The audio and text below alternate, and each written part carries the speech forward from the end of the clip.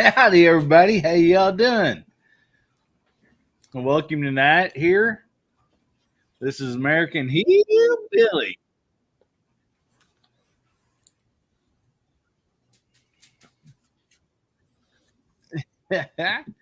So, anyway, we got some topics here tonight that we're just going to go through. We're just going to have a good time and everything. And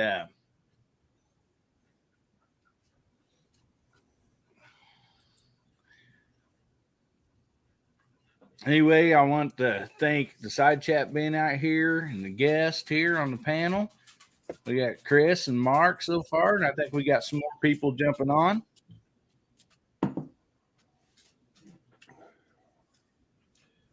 Well, thanks for having me. I'm glad to be here. Yeah, fantastic. Thank you, Hillbilly.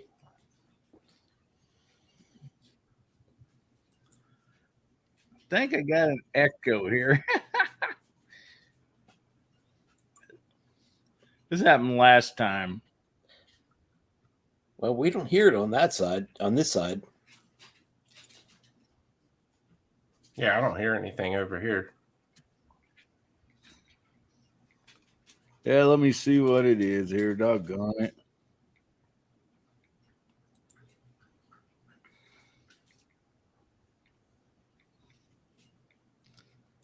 I found it. Oh boy. So anyway, that should be much better. Sorry about that, folks. But anyway, we got some topics here. A lot of people want doing this on Saturday night, so with that, well, we'll just add a Saturday night show and see how it goes, see if people enjoy it and have fun. And anyway, there's Tim. Tim's back. How you doing, buddy? Yeah, I don't know what happened there. My computer just went crazy. That's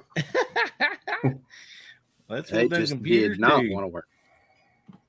Yeah, definitely. So anyway, we'll go around the room here, Chris. We'll start with you, buddy. And you want to say anything about your channel or anything? No, I wanted to thank you for doing the fill-in chat for me Wednesday night. That was much appreciated. And I'm glad you're doing a chat tonight because I got all my stuff packed and I can't edit videos. I've got my reloading room completely spotless, cleaned up, and I'm like, I ain't got nothing to do. So I've got all my editing computer, my editing laptop, and all that stuff's packed up in my bag. So I'm like, I'm going nuts. Like I watched content videos all day today, and I think I got caught up on everybody's stuff. And I'm like, now what am I going to do? So I was glad you invited me on. I was looking forward to this. So, you betcha. Well, we sure thank you for being on here. And anyway, before we jump over to Chris there, Daily Dose of Random, I seen he's on here. I want to welcome everybody on the side chat.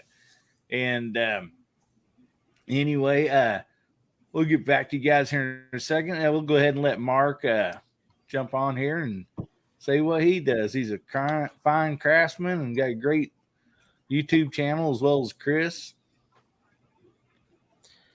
Well, thank you. I've been very blessed to be invited to be on. Chris, I am so jealous about going out to SHOT Show. I would love to be out there. There's some really cool stuff. Looks like it's coming out this year. Love to be out there to see it. And well, I got a few projects in the works. We'll try to get some of that on video. And well, we're going to hang out tonight and have some fun. Thanks. Yes, we are. Well, how about you, Tim? And, we're going to hang out tonight and have some fun. Oh, not a whole lot today. Just sitting around with the family, watching TV. Didn't really do much today. Did a little 3D printing. I printed a mag loader, speed loader for AR mags. stuff like that. Just kind of tinkering around on the internet. So that's about it, huh? Yeah, that's it. Well, I sure thank you guys for jumping on here. We're gonna go back over here and the people in the side chat here. Want to holler out? See, we had Pat in the bunker starting out. First one here, buddy. Lakeview Outdoors. We got Reloading from the Hot Pot. Of course, Chris and 740s out there and in here both. We got Tim S. We got Woods. Hey, Woods. He won a prize last week. And we are going to have a prize again this week. So who knows, Woods? You think you might get lucky twice in a row, buddy? And then, see, we also, I don't want to miss anybody. We got Vanessa Kitty. Thanks for jumping on. We got MacMan out there. Rejo. We got Bubba, the third eye blind Triclops. Glad to see you on here, buddy. See, we also got Barbie Barlow. Well, let's get on down here.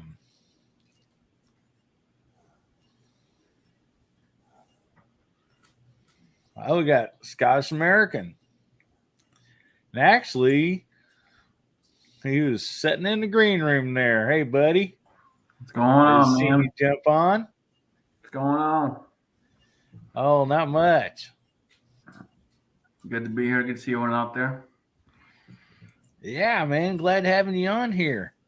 Howdy, Scotsman. What's going on, brother? Good to see you, Scotsman.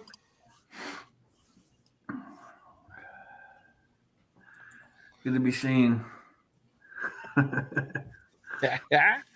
Not working tonight? No, I'm off tonight, man. Oh, that's awesome. Off tonight, huh? All Yep, right, off man. tonight. We'll have a round table tomorrow night. I'm off tomorrow night. Back to work Monday night. Well, staying pretty busy, it sounds like, no doubt. Always busy, man. Always. If I'm not working, I'm working something else. If I'm not working that, I'm doing something, man. I'm always busy. Always. Well, hopefully that keeps you out of trouble. Sometimes. No. Sometimes. Nope. Nope. I'm a gun guy. We're always in trouble. Yes, we are. Or if we're not, it seems like we should be anyhow. Usually it's our wallets. Or our wives. Yeah, that's true too, buddy. Tim, what's going on, man? Oh man, we're just Not much. I think. I think this is the first chat we've been on together, isn't it? No, I think we've had you on once on the chat, but it's been a long time. Yeah, it was Georgia Shooting Connection, wasn't it? Yeah. Yeah, it's been a while. It's been a while, but we had you on before. Yeah. Yep. Get you on tomorrow if you want to come on. Maybe. I'll have to see what I'm doing. Or check with the boss, I guess.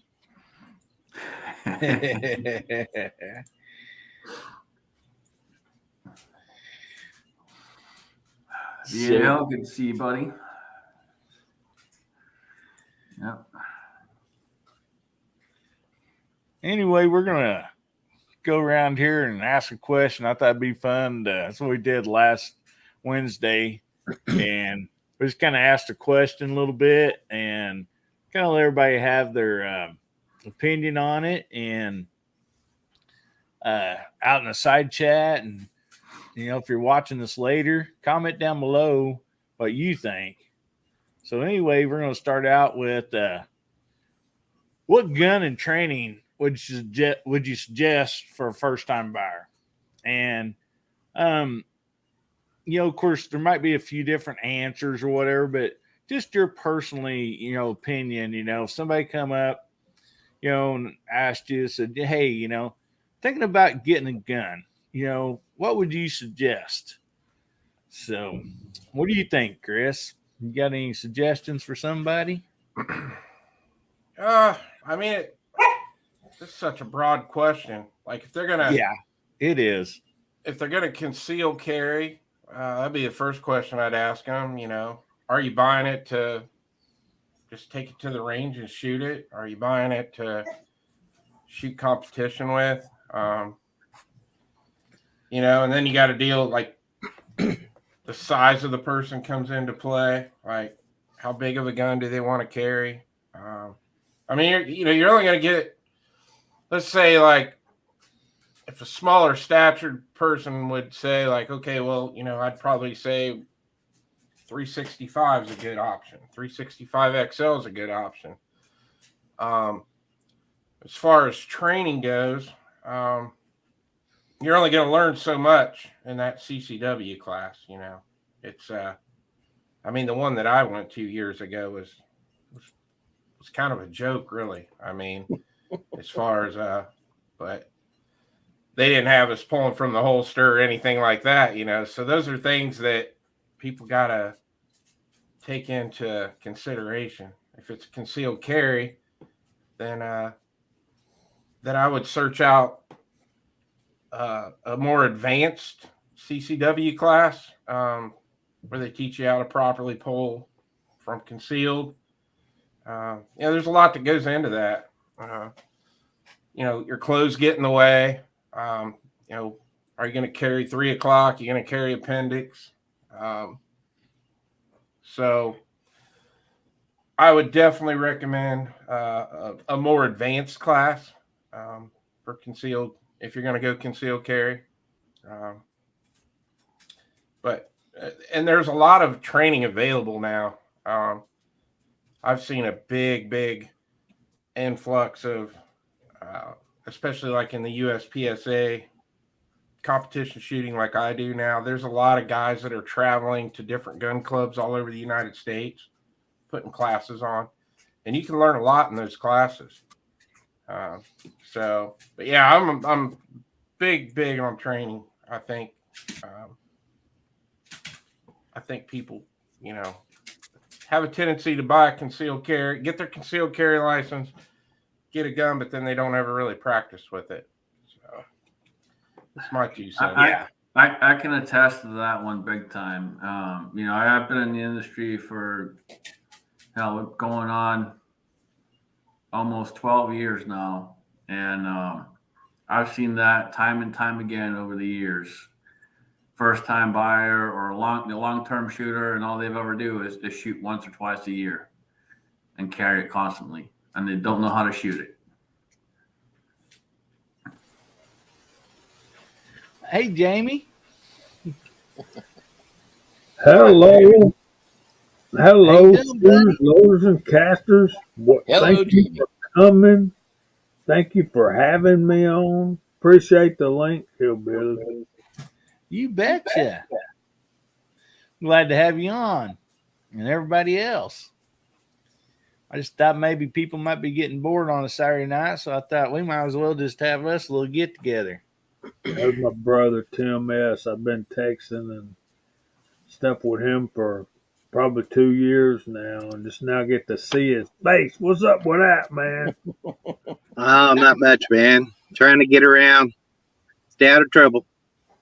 Yeah, well, good luck with that. Yeah, we're bad. I'm not very good at it either. No. So, Hillbilly got some heavyweights up in here this evening. Hey, we bring it all, man. He tried to get me on Wednesday, man, but I was working. Like, dude, I want to be there, and they sent me a text earlier and asked me, like, sure, man, shoot my link.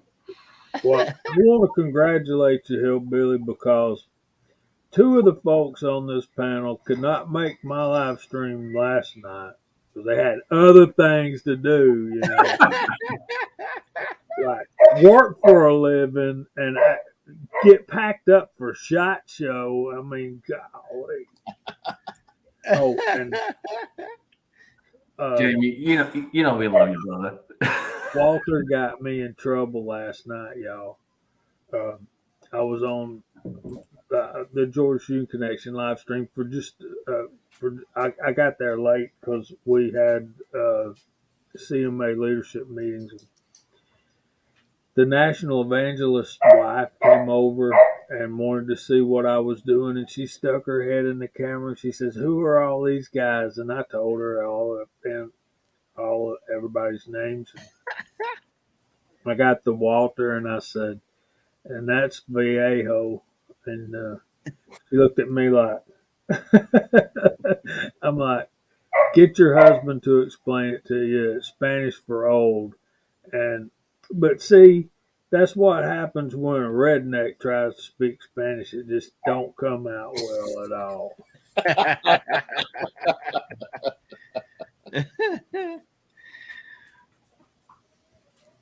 Yeah, it's nice just to say Walter. Walter picked that screen name for on purpose just to mess with me. I know he did. He's messing with all of us constantly. He is. You get to a certain point, that's all you do is mess with people.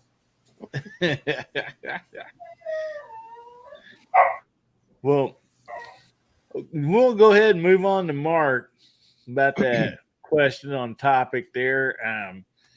So what do you think, buddy? Any suggestions out there for people as far as training or a gun? I don't believe there's no right or wrong answer. I think different people would maybe require something different. But what do you think? Well, I actually weighed in on a poll that She Fires, and if you haven't visited She Fires, I'll try to put a link up later. She asked what I thought or what people thought were the best firearm for a person to start with, a brand new shooter, and she broke it into handgun, rifle, shotgun, and for a new shooter, I don't recommend a shotgun. A rifle would probably be something in a single shot, but definitely when I weighed in, I said a handgun would be the first choice. A single action, 5 or 6 shot revolver, and just 22 because that's the cheapest to shoot. You're going to be able to take 300 or 400, 500 round package of ammunition to the ammunition range, shoot all day, and learn those 4 safety rules. That's just the best thing. And you could take that 22 and shoot all day, do it months at a time, and learn. That's the best way.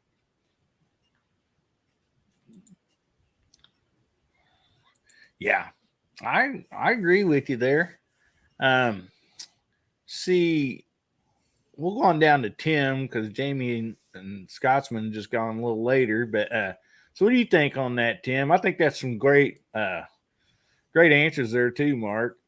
You and Chris both have some great stuff there.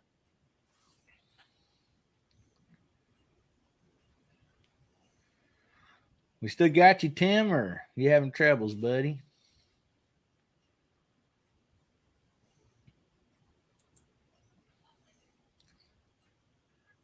Okay, we'll get back to Tim there. Scotsman, what would you suggest, buddy, to a first time buyer as far as training and maybe the first gun? I've always suggested go to the store, put them in your hand, figure out what fits for you best, and go from there. It's not all about caliber; it's about what fits you, and you got to get it in your hand and figure out what fits you first. Then you can kind of go from there. As far as training goes, there's all kinds of training out there. The concealed carry classes are minimal training, like Chris said, very minimal. But there's lots of classes out there, lots of trainers out there. including myself. And if you're out there and you're looking for someone and you don't know where to go, you guys can always email me and I'll help find something in your area for you. But find you a good trainer, find a good class, get out there and do it. That's the biggest thing, is getting out there and doing it. Trigger time is key.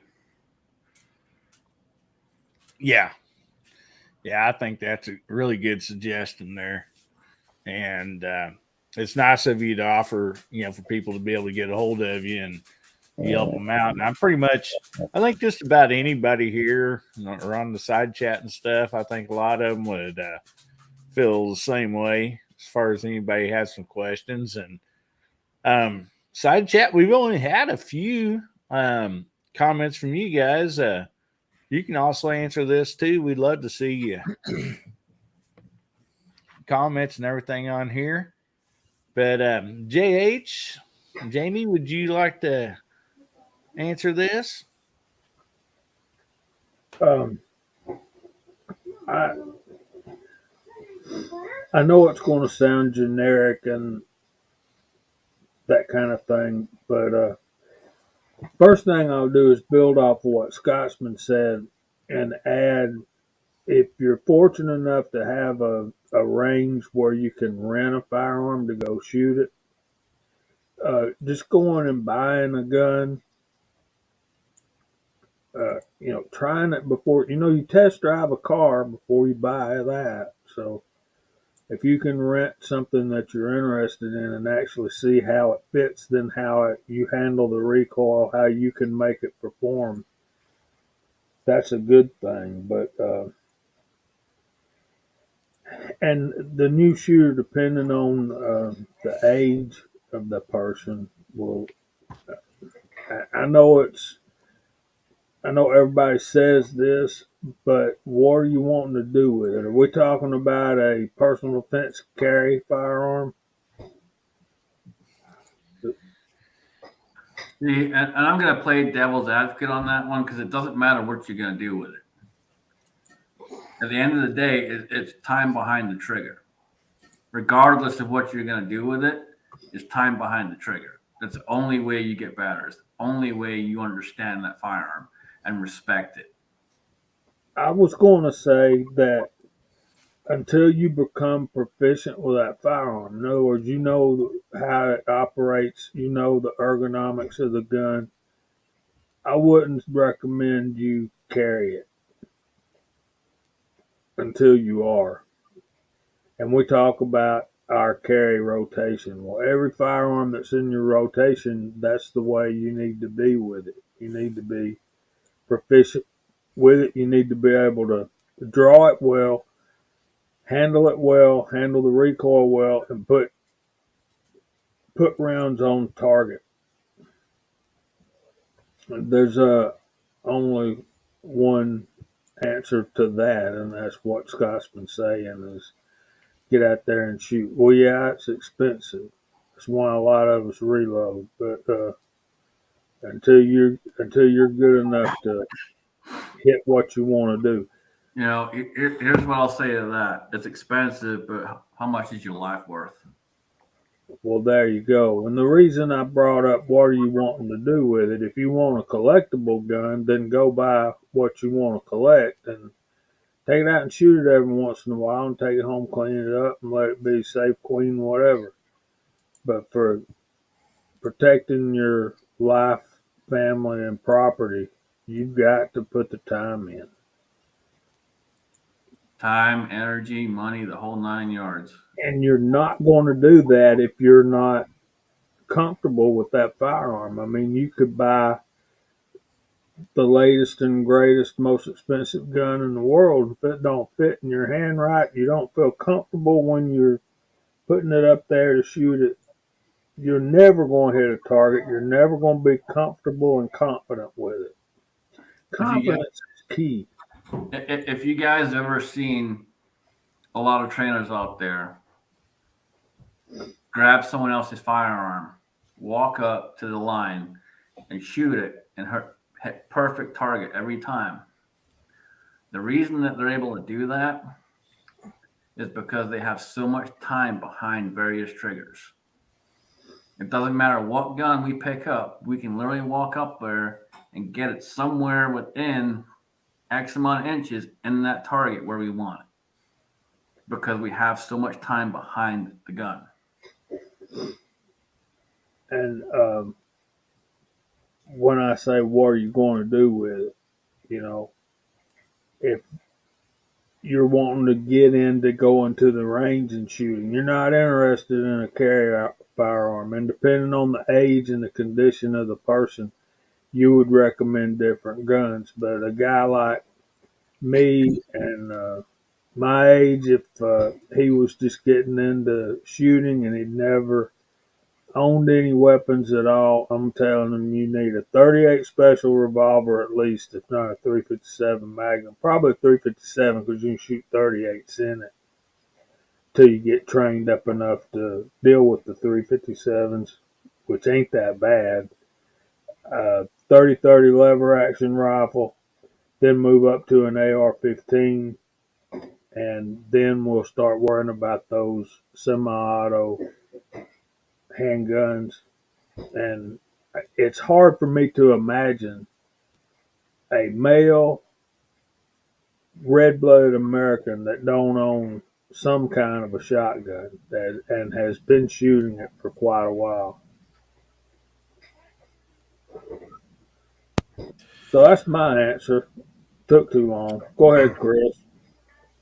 I was just saying GGW brought up a good point out there too about shooting your carry ammo, and that is a definite must too, because a lot of your a lot of that target ammo, you might my concealed carry gun is zeroed for whatever carry ammo I'm carrying.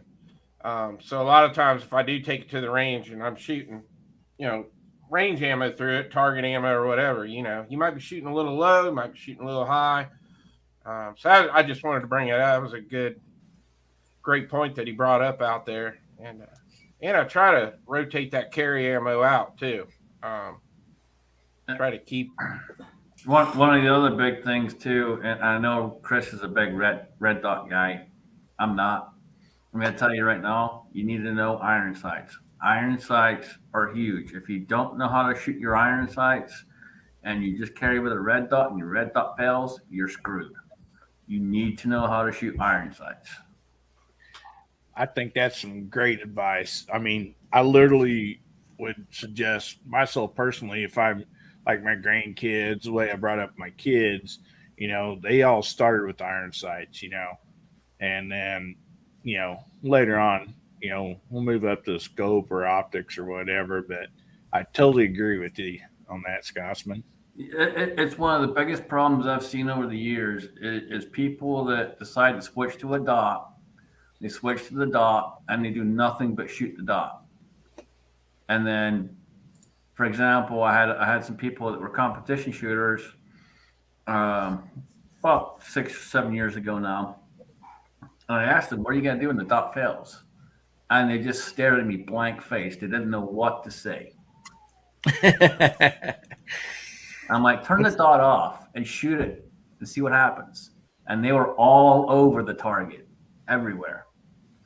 Like, you need to turn that off every now and then and practice and get used to it. Because when that fails, if you're carrying that and that fails, you need to know what you're doing. Because every round you're responsible for. Yeah, that is 100% true. And, for anybody listening, either later on or, I think that all of us would agree that, a number one rule to keep in your head is every bullet that is in your firearm, when you pull that trigger, you're responsible. And, you're responsible enough for that, even if you're not pulling the trigger. So you better have it, pointed in the right direction. You better have, all that taken care of, and, be aware of all that, because that's something that I really push on to people that's around me. So we'll go on here and jump over to Pat. Pat, thanks for jumping in, buddy. What do Well, you thanks got for to say having me this? on, sir. I appreciate it. You bet, buddy. What would you like to say on this topic? You got anything for everybody out there? Concealed carry. I'll put my 2 cents in on that one real quick. I've had really good luck with the little Ruger Compact LC9, and I've had really good luck with the Smith & Wesson Shield Plus 9. What? What now? What now?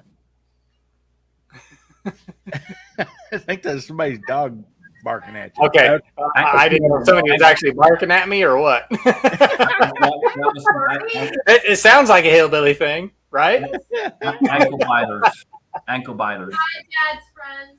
Yeah, But, my dog is trained to not do well with 9mm. So Oh, okay. I got you. Hey, I do have other calibers. Just to let you know that's just my compact carry. Anyway, the Smith & Wesson and the Ruger, and as far as sighting pictures and stuff go, I bought my legally. It's in my hands. I'm letting her shoot it. She can't have it till she's 18. Let's just clarify all this right now. She is on a Heritage Rough Rider 22 with the changeable WMR cylinder in it right now, and she is learning iron sights with that. And I told her, I said, before you do anything, you have to run iron sights, because that is the thing that is on everything. It doesn't matter. Whether you get it bare bones or whether it comes with a red dot or anything, you have to learn how to run iron sights. It doesn't matter if it's buckhorn. It doesn't matter if it's got the dots on the front sight or the post or nothing at all. You got to learn how to run iron sights on that. And everything else comes later. I give her a little teaser. Chris, you'll like this. I had that 45 cant on the 5.56 on my Smith & Wesson, and I let her shoot that a couple times, and she just thought that red dot was a blast from Monstrum. And she goes, "Oh my gosh, what am I doing learning iron sights?" And I says, "You will learn iron sights before you learn a red dot." Hands down. When the red dot goes down, guess what you got? Yep, exactly. Exactly. Yeah, you gotta take that red dot off and throw it at somebody. Yep. You got to learn the basics. You got to learn to walk. Actually, you got to learn to crawl before you can walk. Just like one of the other big things with that too, and I'm glad you kind of brought that up, Pat. One of the other big things with that too is learn how to point shoot. Not even necessarily using your sights. Learn to use your hands itself as your aiming device. Yep. Yep. Because 9 times out of 10, you're looking at that front sight post on everything, whether it's a pistol or a rifle. You're picking that one up first before you get that thing leveled up. You know, you're bringing that thing either up from low ready or down, you know, whether you're a shotgun hunter, rifle, pistol, doesn't matter.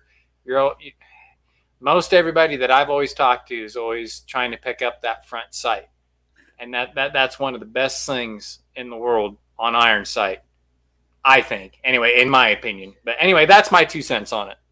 Well, I agree with front sight focus. I also teach target focus as well as that, and combining the two and how to understand to bring the two together so it all becomes one thing. And it's hard for some people to do, but eventually people will get it. When you get into that situation, you do not have time to sit there and go, "Hey, hold on, Mr. Bad Guy. Let me line up my sights here real quick before I pull the trigger." You are literally in that moment drawing, pointing, and pulling the trigger. You can't do that. Time out. Hang on here a minute. So you got to go from the fastest method possible. And the fastest method possible is learn how to point shoot. Agreed.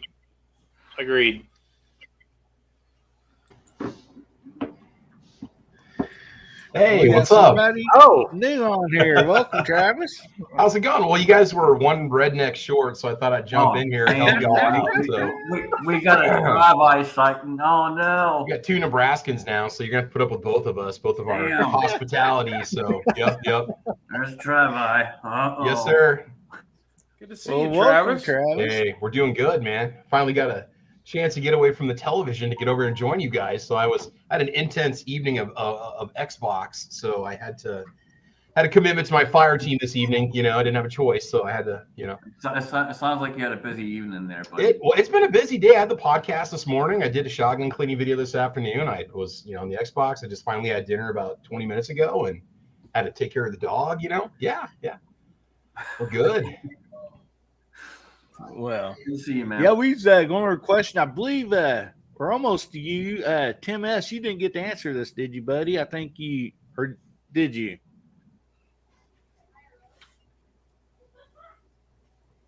Can you hear me, No. Tim? I think you fell out. You didn't get to answer. You're muted, Tim.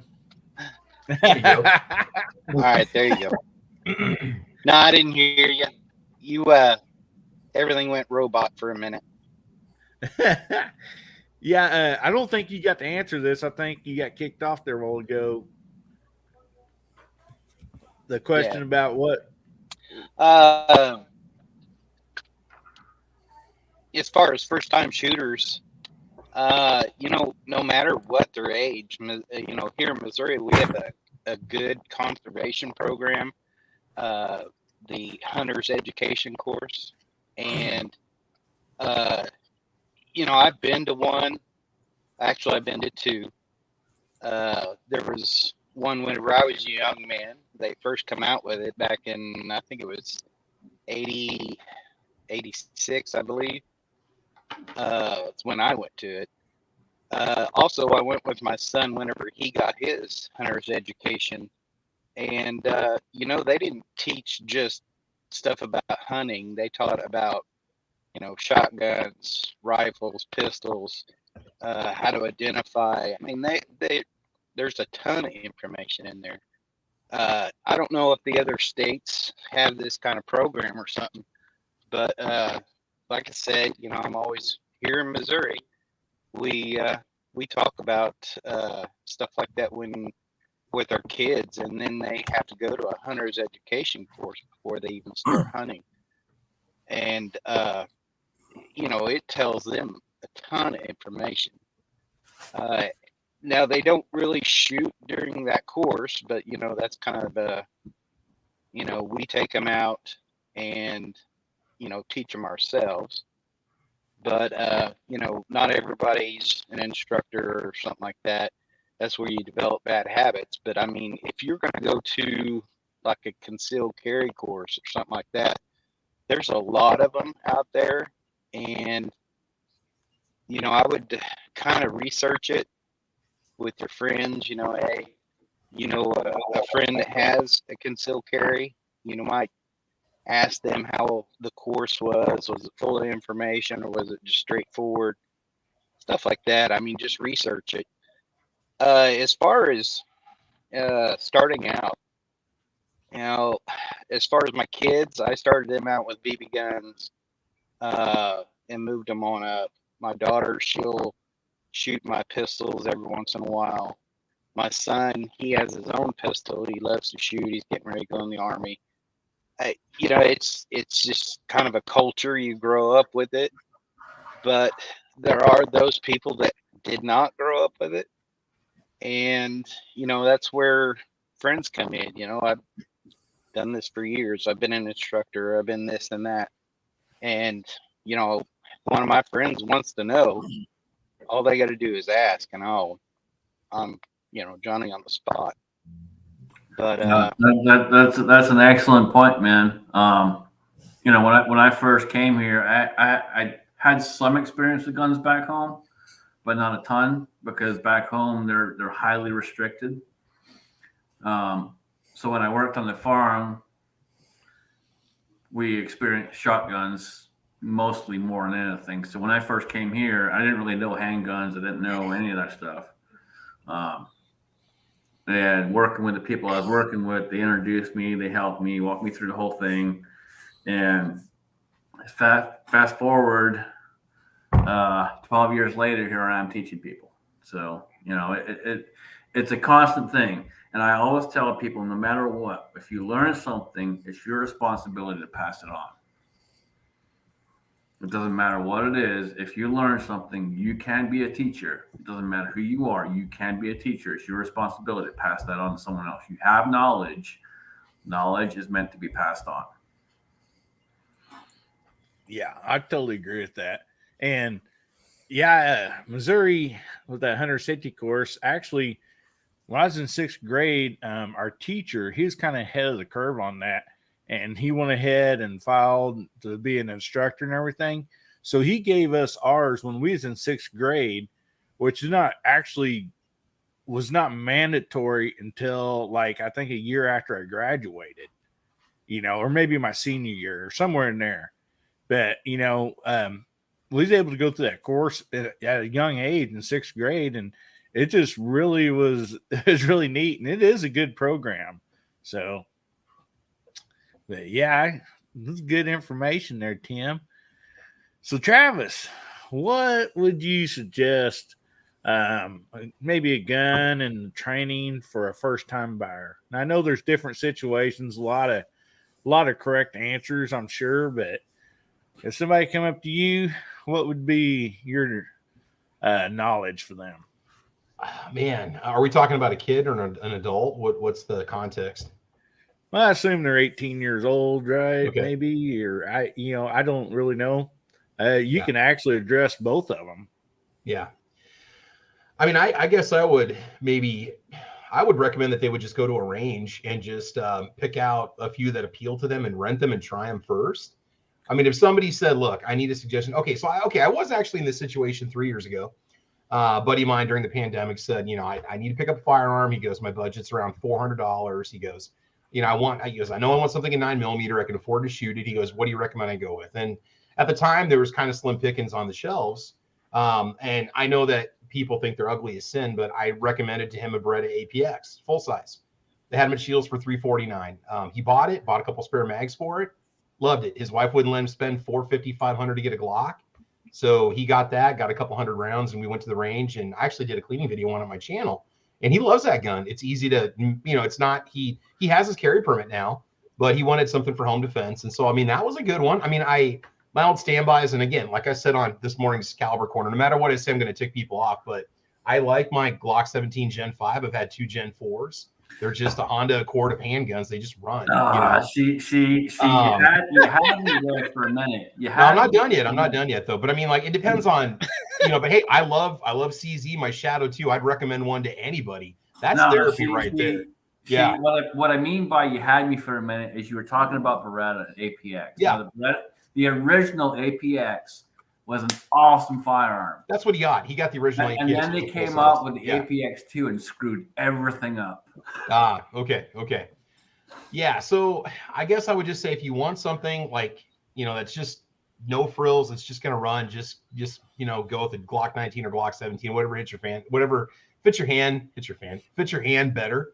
I have nothing against, you know, Beretta 92 or anything like that, or single action, double action, but they're just consistent. They run. They're easy to manage. They can take a lot of abuse. So that's what I would recommend. For like a little kid or something, I'd almost recommend like a 22, something they can learn to shoot on, especially depends on how big they are and how much they can handle the recoil. Maybe even just start them off with a revolver, you know, like a little Wrangler or something to play with. I got nothing against Glock.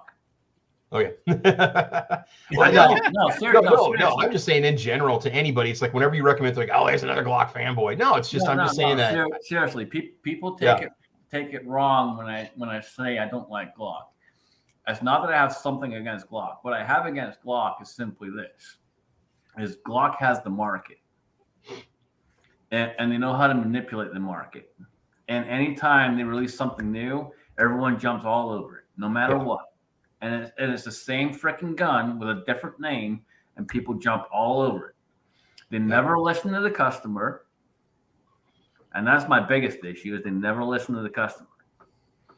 You look at High Point, for example. High Point actually listens to the customer. They came out with a 10 millimeter. And a 10 millimeter carbine. Yeah. I mean, they listen to the customer. This is the issue with Glock. They don't listen to the customer. As far as reliability, yeah, Glocks are awesome. They're reliable for the most part, but they don't fit me well. Yeah. They fit other people well. Other people shoot them well. I personally have never had a Glock in my hand that I shoot well. Never. And it's just the design of the gun itself. It does not fit my hand right. I have a decent sized meat paw, and it does not fit the Glock well. Now, I will say this though, my bedside gun, I've got a TLR, light on it. Chris will probably appreciate this. My full size Walther PDP.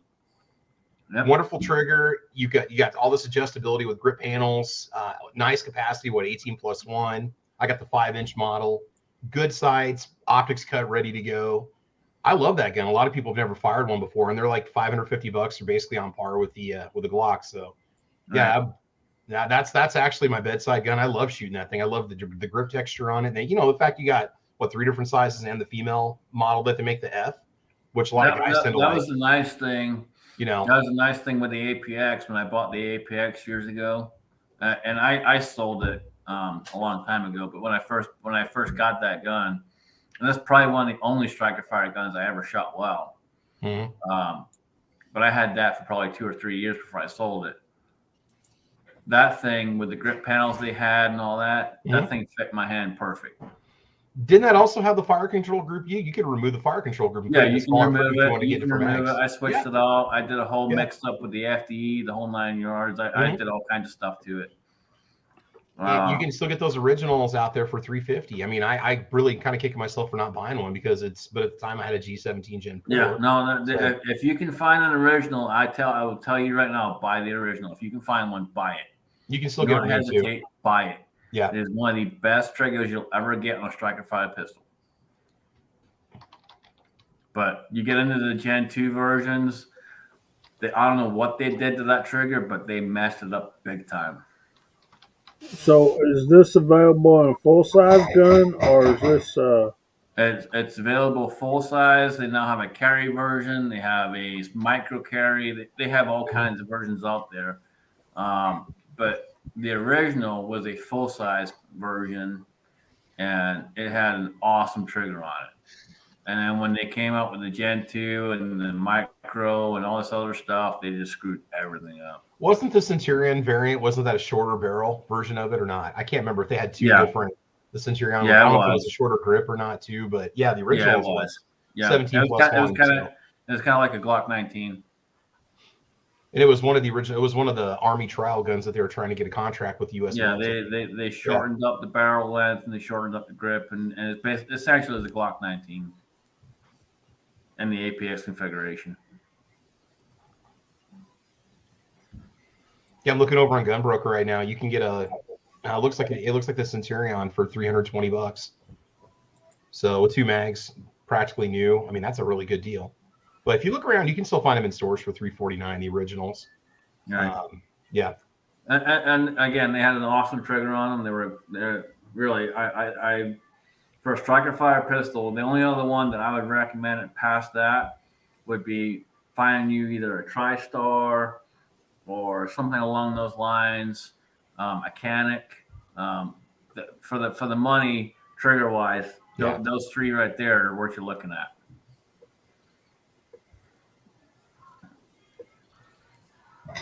I mean, out of the box for the money, Canic has one of the best triggers you'll ever have in a striker fire pistol. Period. Not to mention, you get a simple holster with them, usually 2 mags, a cleaning kit, all the accessories. They give you a lot of value. I had a TP9 SF, like the compact model. The SF compact, or it was the real small one. I really liked it. It was a really nice gun. Came with like 2 or 3 mags, 3 different capacities. So it was a good pistol. I might be getting myself one of those pretty soon. I hear reloading from the hot pipe just ranting and raving about them all the time. Chris liked it. He shot it. Didn't you like it, Chris? I have a Canik TP9 SFX. Yeah. As soon as that steel frame drops, I'm buying it. I'm not. That's definitely right on the number 1 or number 2 gun that I'm getting this year. So did I dream it, or did I actually see an ad for a Smith & Wesson M&P steel frame gun? No, metal. they're doing a steel frame. You can only get in that tungsten gray color, though. Is that right? They don't have them in black yet. Yeah, and I think they got the 2 out now. They got the the new competition one now too. I think it's steel frame too, and it's getting a lot of high praise. Wonder what that's going to cost. Well, and then you got $1,000, I think. You got a few other companies doing stuff too. Rock Island Armory just came out with one as well. The 5.0. And that thing looks pretty freaking sweet. It's basically a CZ and a 1911 put together. Basically what Dan Weston's doing, which is now owned by CZ with the DWX, but it's their version of it, and it looks pretty freaking sweet and about half the price. When I saw the new pictures of that new Rock Island, I thought, that looks like a CZ75. No, wait a minute. It looks like a Browning High Power. I'm like, I don't know. Yeah, it's a combination between a high power, a 1911, and a freaking CZ. That's exactly what it is. It's got the square barrel on it with like the channel that the barrel rides in. It's got like a gas piston system. It's a little bit different. Almost kind of reminds me of a Desert Eagle. It has like a gas block on the front of it. It's different. It's not just a traditional recoil spring. It looks very smooth shooting. Right. Such did a good video on it. He took it down apart so you could actually see it inside and showed you all the different features on it and stuff. Those are about $1,000 also. I haven't seen that one yet, but it definitely looks different. Looks good. I mean, for the price of it, it's worth it. Also, guys, I want to comment, tell everybody, make sure you put that hashtag in. We're gonna have a drawing coming up real quick here pretty soon, so make sure you get entered. Yeah, that new Rock Island's definitely going to be one of the first guns I'm going to go try to find Monday to shoot. I really like that one. So what caliber is that? That's 9mm. It's 9mm. I'll throw something else out there too. If you guys haven't smashed the thumbs up, make sure you go down there and smash that thumbs up right now. Hit the subscribe bell. Get that slash mark out of the subscribe bell. Make sure you can see the bell. Well, thank you, guys. I sure appreciate that. Did you guys see that Rossi's making 357 mags now again? The revolvers. Oh, they are really? Yeah, they're back in production. Awesome. They're under $500 MSRP. If you want a blued one, if you want the nickel finish or the brushed satin, it's like $520. That, and then Taurus is doing an optics. Taurus is doing an optics ready 357 and a 38. Thunder. Have mercy. Look at all the folk in here, dude. There's no mercy. Come on, man. No mercy. There's no mercy for the weak. Nope. No, that's awesome. I've been looking for a new 357. I've gotten the Smith & Wesson's 681, and it's been a really good gun. Have no complaints out of it. Shoot 38s, shoot 357 out of it. Just, I don't know, just looking for something different, I guess. You know, just something to scratch a different itch. You know what I mean? Yeah, the Taurus has got the optics cut already on it. They have the Toro system integrated into it, so you can put I don't know what the pattern is, but it takes a hollow sun, so you can put a red dot on the top of it. Nice. You can get in 38 special or 357 mag, and then it's under $5. I think it's like $549 MSRP. It's probably looking like $499 brand new. Nice. Yeah, that's definitely looking into. Then for sure. If it's a hollow sun, it's just a regular RMR cut. Yeah, it might be the RMR cut. Yeah. Just 2 screws, I think, is all it is. Just 2 screws, just in front of each other. It's only 2 screws, but in the parallel. The parallel. They cut like a millimeter into the top strap of the frame, basically, and that's it. They just machine it. They can only go so far, I bet, before you compromise the structure, the rigidity of the frame. So Yeah, it's going to be an expensive year, guys. Right. Given the new stuff coming out, this is bad. I'm still complaining about Marlin doesn't have their 336s out. That's just killing me right now. You God, I'm know, dying. I've been waiting 3 years now. It's funny you say it's going to be an expensive year. Jamie knows what I'm talking about. But I have 2 guns sitting in Georgia waiting on me coming to pick them up. Oh, And it's going to be an expensive year. But they ain't brand new. They're old school. there you go. What are you picking up, sir? I have 2 Smith & Wesson Model 27s, nickel plated, old school, old Smith & Wesson. Nice. They're a pair and they're waiting on me. Ooh. Very That's nice. good stuff. A good buddy of mine who used to work for me back in the day, unfortunately has Parkinson's and cannot shoot handguns anymore. And he offered those 2 up to me, and I just said, name your price, man. So he can still shoot shotguns, thankfully. So he's out there still shooting, but he can't shoot handguns. So I've just got to raise the money up, and I'll get out there and pick those bad boys up this year. Nice. You said there was 2? Yeah, it's a pair. Yep. I've seen them. You got a pair I waiting mean, for you? I can help you with that. Hey, you're finally gonna get a pair. All right, yeah. I'll tell you, man. When I say beautiful, beautiful is a freaking understatement, and Jamie will tell you because Jamie saw them. I mean, you talk about something that just makes you go, "Holy fuck!" Yeah, man. They are a perfect pair, absolutely perfect pair. Nice. Awesome. So I Well, don't know that. I'm sorry. Go ahead. no. Go ahead. Go ahead. I was just filling in. I don't know if they're consecutive serial numbers, but they're not far apart. I mean, they're gorgeous. And he also has one that I'm interested in. If I could rob a bank, I'd buy it too. So my next thing's going to be 44 mag, though. I I say that, but there's not a 9mm in my house right now, and that's kind of stupid. I didn't say I didn't own one. I just don't have one in my house. Yeah, I'm Okay. jumping on one of those high point 10mm. I'm hoping I can have one by this summer, and then also the carbine. I want to get both of them. With the interchangeable mags, there's no reason not to. You know, the 10mm that are coming out. So, yeah, Now you're talking my language there, buddy. I'm already buying ammo for it. I don't even have the gun. It's my excuse to buy the gun. Have you guys ever done that? You ever bought a magazine for a gun you didn't own? You know, Just that excuse to buy the gun. One of the best things that I came across over the years was either grabbing brass that I don't have a gun for. Yep. We're grabbing something along the lines of, okay, I have to do this now because I have this particular stuff. So Yep. I have to do this. I have to. Yep. I like random calibers.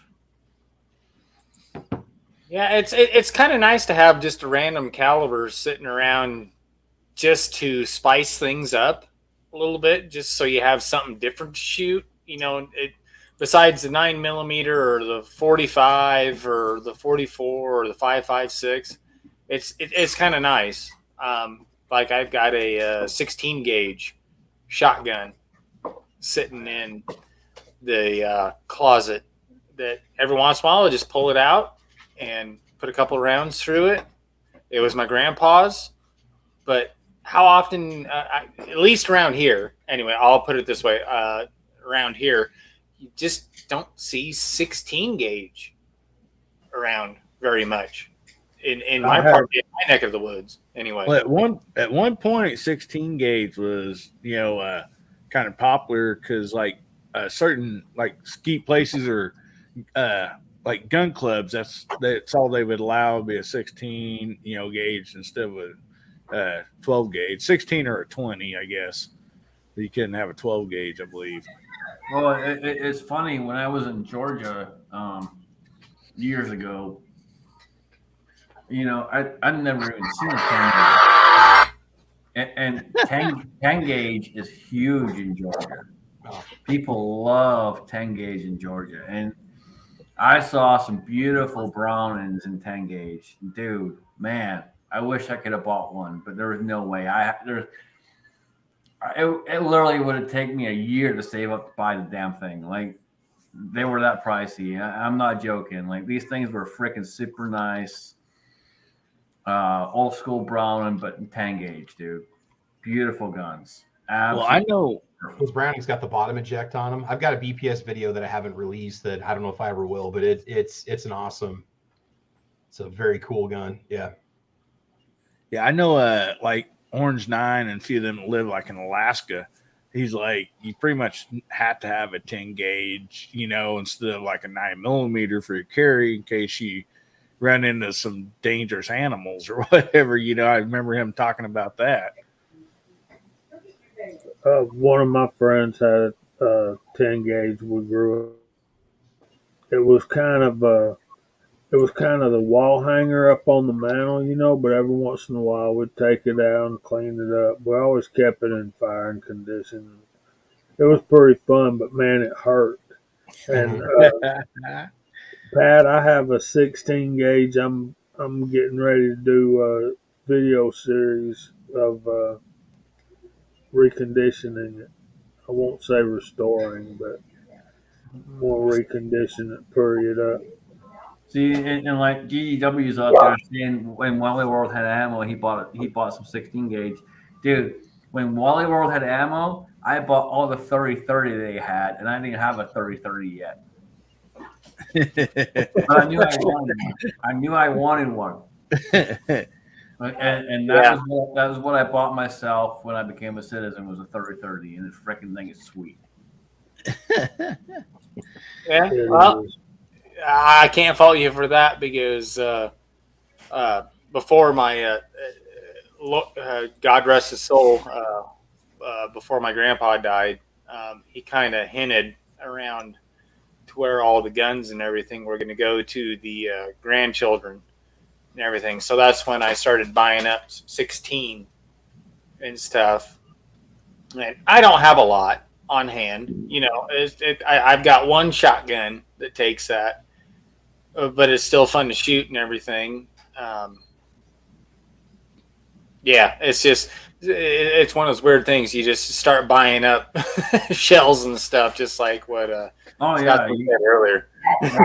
And that was it. And GGW's out there saying it's $11 a box. I think I paid like $8 or $9 a box. GGW. They had them on clearance, and I'm like, I'll take every last one you got. Yeah, it was probably 15 years ago when I got a hold of a bunch of 16 gauge, and it was high price, and I was like, nope, don't care. I said, I wiped them out. I was like, I don't care. I got slugs, I've got BB, I've got just about everything to cover it, but I might only have 10 to 20 rounds on each. You know what I mean?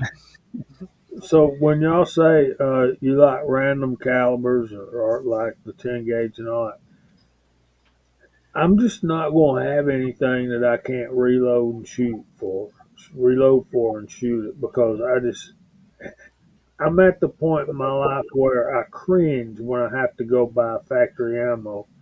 And most of the time that's to get the brass so that I can reload it the way I want to fit my particular gun. When I say random caliber, I don't mean something that I can't reload, man. I mean something that's random to me that I can reload, because absolutely I'm reloading it if I can reload it. Like everything that I have is reloadable.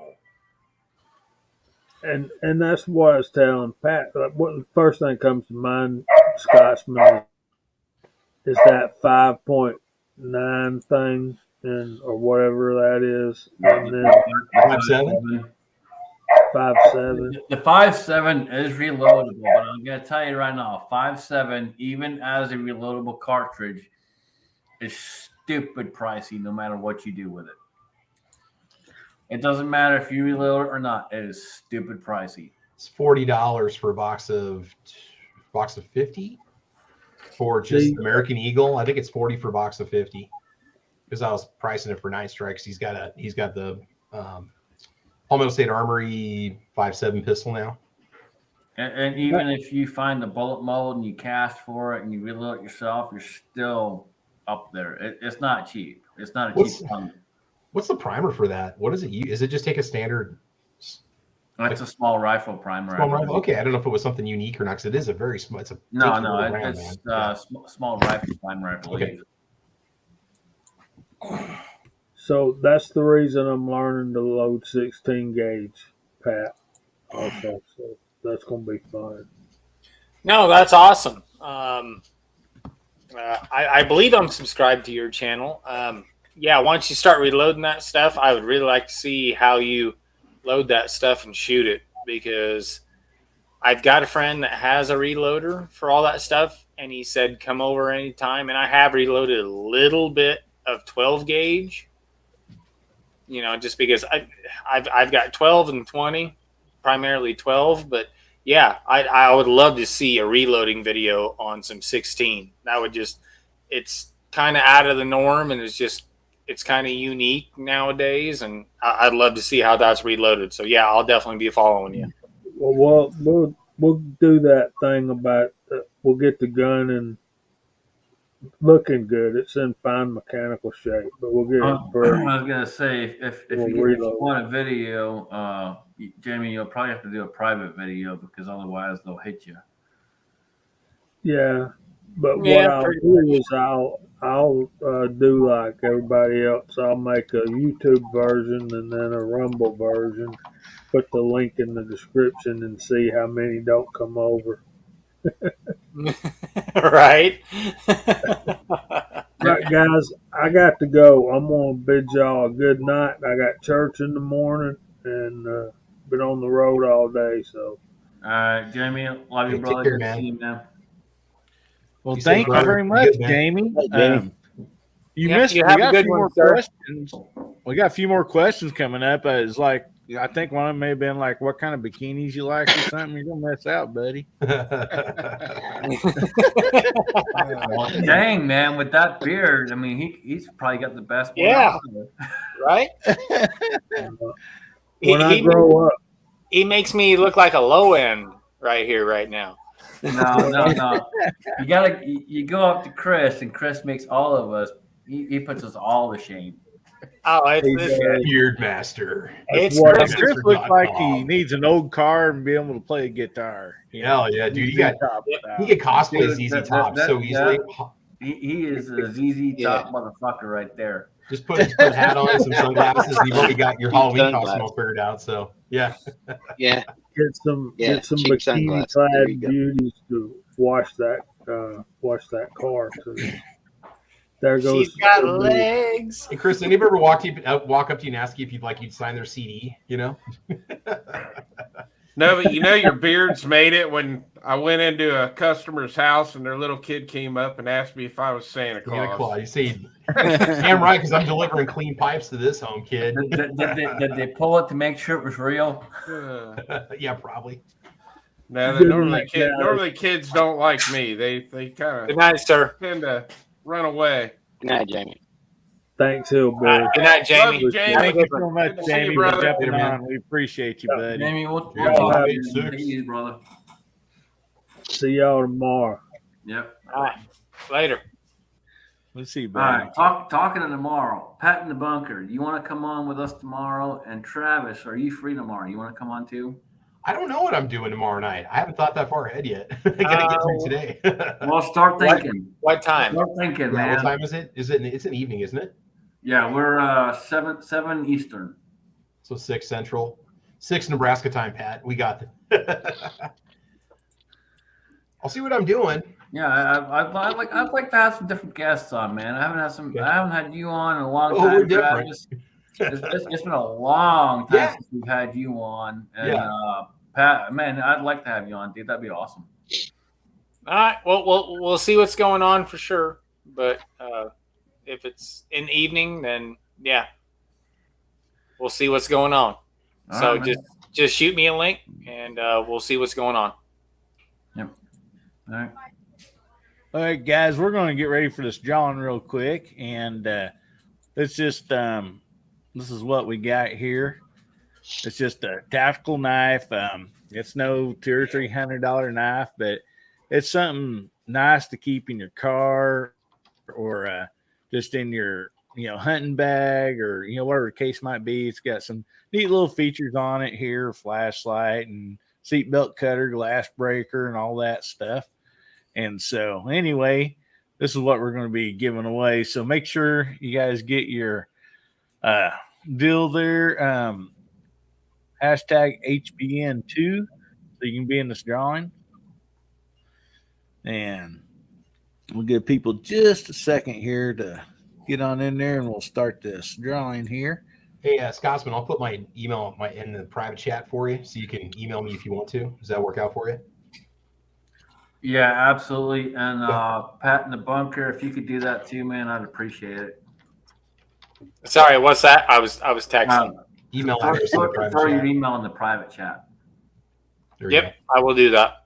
I will do that. That's going to be an epic one that I got to watch on replay. Going to subject Pat and Travis to Alan. I can't wait. Well, we've had a couple where I was maybe that deep in something else, but I'm just going to leave that for another chat. Alan B. Well, Pro? I'm going to tell you right now, Pat. Yeah. Pat, tomorrow I don't have to go to work, so it's on. Well, I can make you puke if you really want me to. Dude, you couldn't if you tried. I'm Scottish. Good luck. Hey, Pat, let's talk about abscesses in cattle. What's that like when you pop one? It's pretty nasty. You better make sure you got coveralls on, and yeah, don't slice your ham sandwich when you go to lunch with that knife. Yeah, that's why you always carried a three-bladed knife, because you had just one blade for castrating and not cutting your spam up in your jerky. Yeah, one side for the spam and one side for the castrating, right? Yeah. Does Leatherman have that as one of their blades, one of their pocket tools? They have the Leatherman. Did they have the Farm Boss edition Leatherman yet? That's got you've got you've got the electric fence puller tool. You've got the castration tool. You've got the abscess poker. That's what we need. That's what Leatherman's not making right now is a tool for the American farmer. That's what they need to make. Yeah, I like that. Need a roll of baling wire on it too. I tell you what, Pat. If you're talking about you're talking about people making throw up and all that good stuff. I tell you what, I'll send you some haggis. I probably like it, actually. I probably enjoy it. When I was growing up, man, my grandparents were from the Czech Republic, man. We had whatever the kids could trap is what we ate for dinner, man. It was some rabbit going on. If you're really up for it, I'll send you some haggis and I'll send you some good proper Scottish whiskey. Oh, that's tempting. I can send you a bottle of scotch along with it if you want it. I'll just stick with my Walker's butter cookies. That's fine. All right, let's go ahead and do this giveaway here. Get this thing up here and rolling. All right. All right, here we go. All right, we got 16 people in here, and we'll see who the lucky winner is. Lucky wiener? Who's lucky wiener?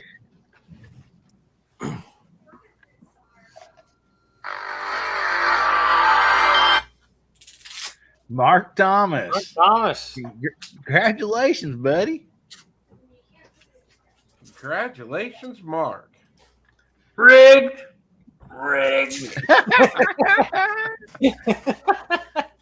I knew it was coming.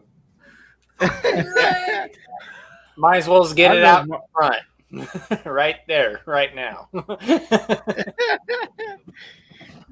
Same with Lost Mark. In all seriousness, if you guys don't know Mark Thomas, Mark is an awesome dude. He's a good friend of mine. And if you ever need any kind of leather work whatsoever, ask Mark, and he'll hook you up, man. He is really good at what he does. I have a couple holsters of his, and I'm proud to own them. I did pay for them, but I am proud to own them, and they are very, very nice. He does excellent work, so check him out. And yeah, congrats, man. Rigged. Rigged. It was rigged if I don't win.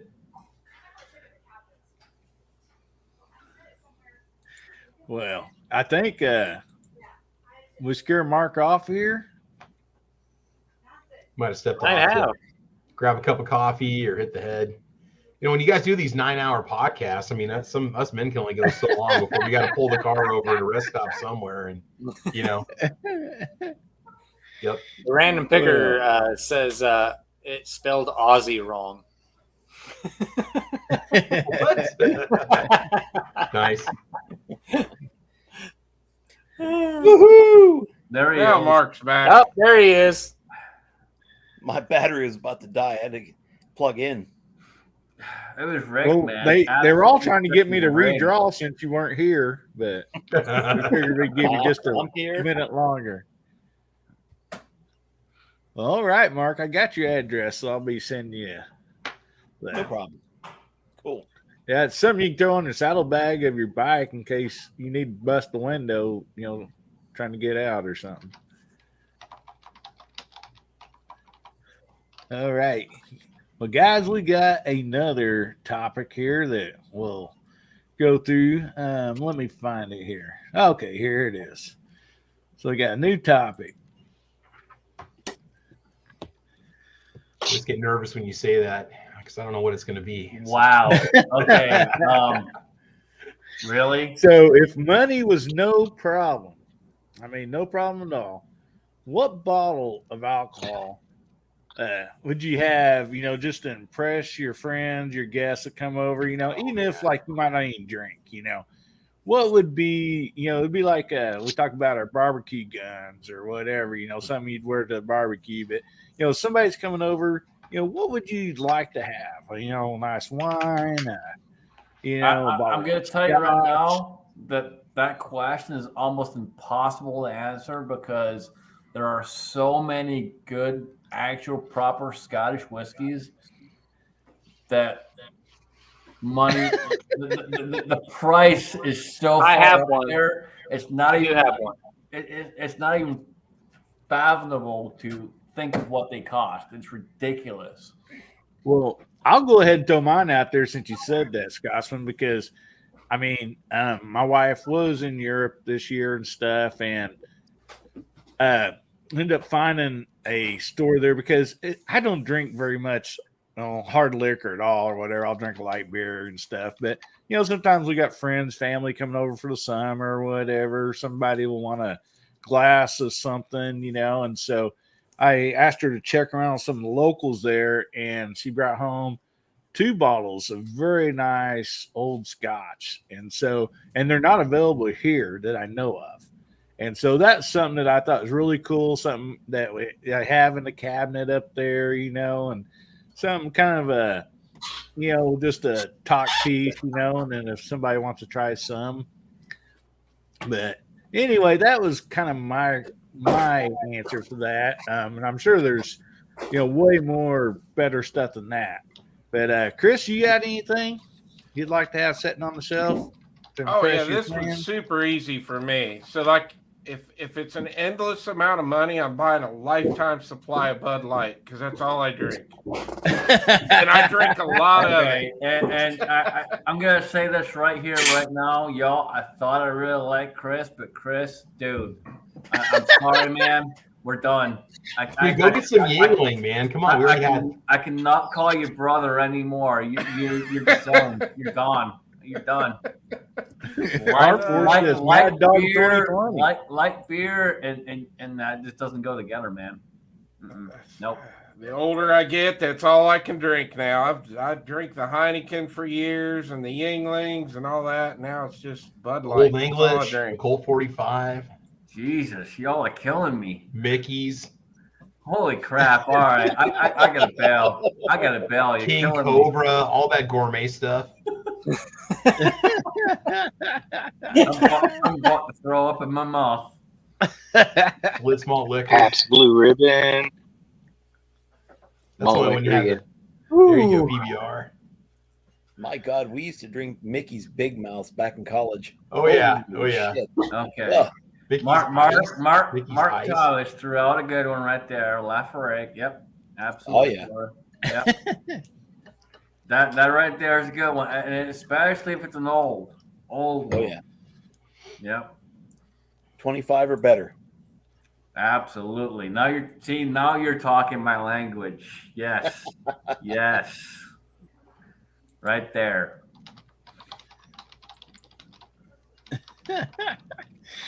Well, Mark, Ugh. what do you have to say about that, buddy?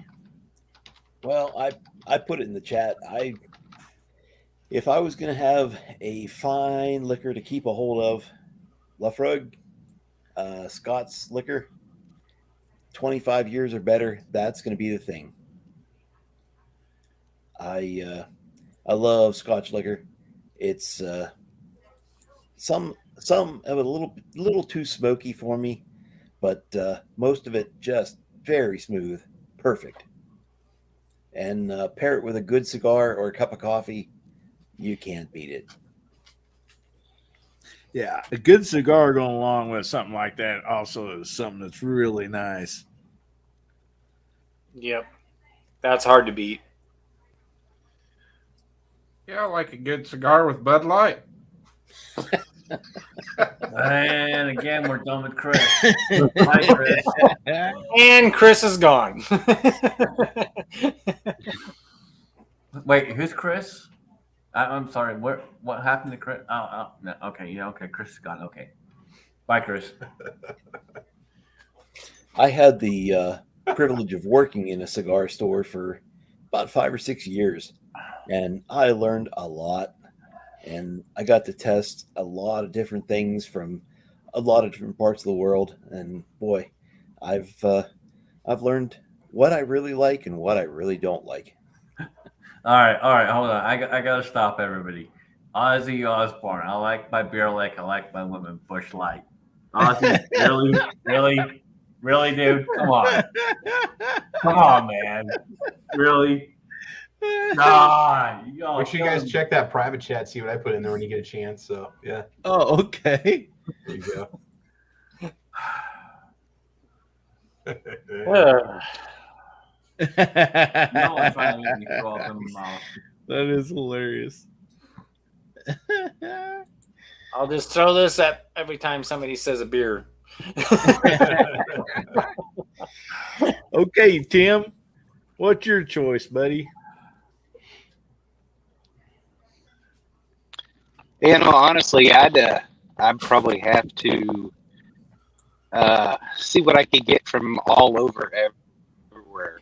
You know, just kind of see what's good from the Oriental side, the Russian side, just every country. You know, if money wasn't an option, I'd probably try a little bit of everything just to see what's good. That's where I go.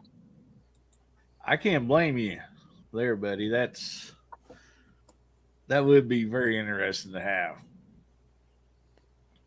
For sure. Yeah, growing up, you're limited.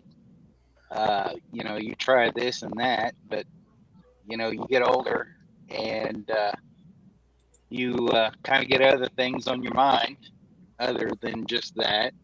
So you're kind of in a bubble, what you can get here, and there's a whole lot more out there. You know what I mean? Unless you're in the military or you travel a lot, you just don't know what's out there. I'd kind of like to see what's out there, Yeah, most definitely. Well, Pat, what was yours again? Well, actually, that was a bourbon. Was That it was from Texas. But if you're talking a single malt Scotch, I would probably have to go I actually raced with a guy for years and years, and he knew Scotch, and it was a Johnny Walker Silver, and that stuff was aged for 20 years, and that was some of the smoothest, and it was expensive. I don't know. His girlfriend got it for him, and it was expensive as all get out. And we all had little shot glasses, and he poured that out, and we sipped on that. And man, that was some of the smoothest Scotch whiskey. Sounds like he shouldn't have let that girlfriend get away. He should have married her. No, he still got her. Nope, he Okay. still got it to this day. That's a No, keeper. That's a keeper. Oh. Yep. Oh, she's a keeper for sure. Let me address a comment out there. G23 said he thought I would have liked his comment. Looking back up at his comment, he's talking about a blended Scotch. No. When you put Scotch and blended, that's not Scotch, dude. That's a freaking disaster. And absolutely Yeah, that's not proper Scotch. Just a straight up Scotch whiskey. That silver from Johnny Walker, and that was a special reserve. Holy cow. That stuff was so smooth, and I guarantee if you had more than just a couple of shots of that, it'd be like that old corn whiskey down south. It'd knock you straight on your ass. So we had one shot of that, and we had got done cutting firewood for his place, and we were all in his shop, and he dished that out. And after just one shot glass, and it wasn't a small shot glass, it was those double tall shot glasses. All right. Where are you at, Pat? Nebraska. Oh, shit. Really? He's just a couple hours away from me. If you can get something to me, I can get it to him. It's not just the middle of or Kansas. It's literally or the middle Colorado. of nowhere in Nebraska. It is. I am in a bunker. I could be from Kansas. I could be from Colorado. I am. Hey in a guys, carry on. I'll be right back in a second. We got Scotsman, you're up next, and then Travis. I'll be right back. Yep. All right, go for it. Go for it, Scotsman. I got nothing, man. I'm just blown away that he's in frickin' Nebraska, and what the hell, man? It's beautiful out here. You have no idea until you come out here, man. Well, what's the matter? It was in Nebraska. Dude, I drove through Nebraska. It was horrible. So that's the problem. Oh, you went through I-80. That's awful. That's not Nebraska. That's one of the worst flyover route. It was one of the worst drives of my life. I-80 sucks. Dude, you got to go north up in the Sandhills area, start to get up into the forest area up there. You go south when you get in along the Platte River and stuff. Dude, it's beautiful out there. Yeah, we have trees. We've got a few trees. Come on, God. Yeah, trees. By the way, Nebraska, the northwest corner of Nebraska. Trees are abundance out there. What are you talking about? A few? You got an abundance of trees out there. The northwest corner of Nebraska is actually higher in altitude than Denver. So just to let you know, we're something. So yeah. It's only 3 feet, but that's all that matters. So actually, Scotsman, I live on. I'm going to be a little biased right here, but I live on one of the prettiest river bottom ground sections in Nebraska that God ever cast his hand upon for whitetail. How are those sunsets, Pat? Oh man, beautiful! Absolutely beautiful. Sunrise and sunset. Mm-hmm. Absolutely beautiful. And how are the deer, Pat? Okay, hold on. Stop. The deer are fucking huge. They're massive. Trust me, I snapped one with my Suburban. Yeah, no, they're what, 250 pounds? Yeah, for a good buck. Yeah, 250. Yeah, you get a 250-pound buck with a 50-pound rack. Yeah. Yeah, that's nothing to mess with. They're very well fed out here. That's all I got to say. Yes, They are all corn fed. Yep. They are all alfalfa fed, and they have anything they want to eat. Okay, but there's one problem there. Y'all mentioned sun. Scotsman and sun don't go together. Well, we'll get you some sunblock. I'm sure we can get you a Yeah, nice we'll get 80 you or some- 90. That'll work for You you. got to put me in some kind of cover, man. There's Get you no some way. Hawaiian I'm- trousers. No, that's fine. I have a side by side that has a nice roof Yeah. and is air conditioned. You can put some And Zinca you'll on be your fine. nose. Yeah, you'll be all set. Okay, dude, you got air conditioning, dude. I'm in. Oh, yeah, we have electricity. We've got running water. No, I've got air conditioning and heat inside that side by side. And guess what? When you want to take a pop at a doe or a buck, guess what? All I have to do is flip the Walk front. out the back door. No, I just patio. flip. I can just flip up the front windshield, and it just goes away. And you can just stick your rifle straight out the front of the side by side.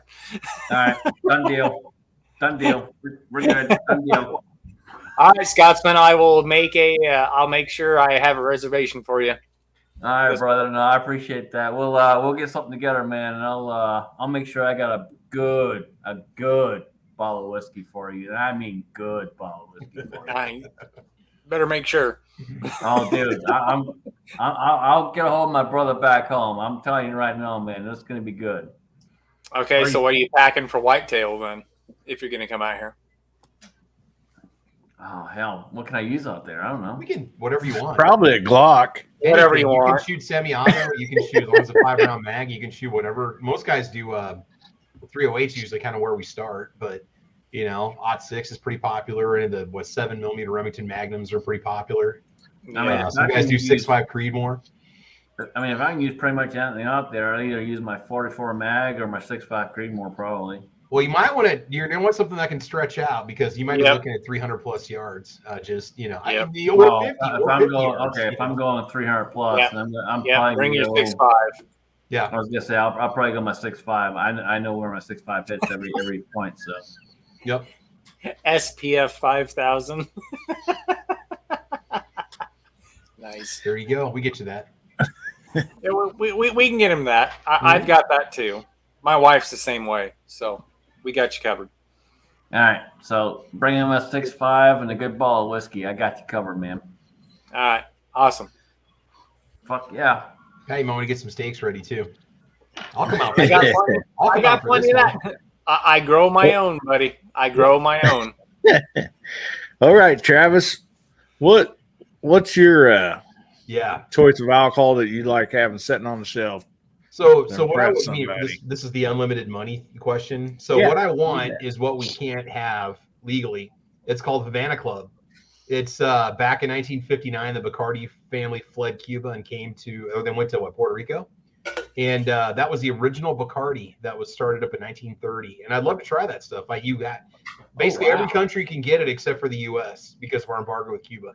I'd love to try that stuff. And it's not expensive. They've got like 20 different varieties of it, but it'd be one that I'd like to try. I mean, I guess in the meantime, my Costco $12 bottles are gonna have to hold me over until then. But Havana Club, man, that's that. I just want to try. It's kind of that forbidden fruit, you know, like Cuban I'd say cigars or there's whatnot. a pretty good chance you can find it in Miami. I know you can find Cuban cigars down there too. Well, I mean, technically you can't. Yeah, technically it's not supposed to be exported. Not that somebody couldn't get it to you, but I'm sure I'm worried to order it online. You want it like an ATM thing. Yeah. All right. And I may or may not have had opportunities to, or have, possibly, or not consume Cuban cigars too. So I mean, that's not always a big deal, but those are easier to get back. Oh, yeah. So that's it for me, man. Havana Club. Okay. Well, we'll put in our last question of the night to talk about topics and stuff here. And so we'll just say again, money's no object. So like where was a place that you would like to go just to retreat, just to relax, and just kind of reset, I know a lot of times, would it be, cabins in a mountain, with, streams or, on a lake somewhere, or, you type of person that like, the beach and the sunshine, on a certain island. So anyway, and don't forget to side chat and people's commenting, go ahead and comment what your pick is too. So, Chris, you got anything besides SHOT Show? I have always wanted to. Scotsman's going to kill me now. He's going to hate me even more now when I say this. But I have always wanted to go to Ireland. I've got distant cousins over there, and my sister's been over there twice. I officially disown you. Don't ever talk to me again. We're done. That's always been one of the places I'll probably never go, but always wanted to go. Lose my number, lose my contact info. Don't ever fucking talk to me again. Well, I'm half Scottish and half Irish and then Native American, so I'm kind of split. You can only like part of me there, then Scotsman.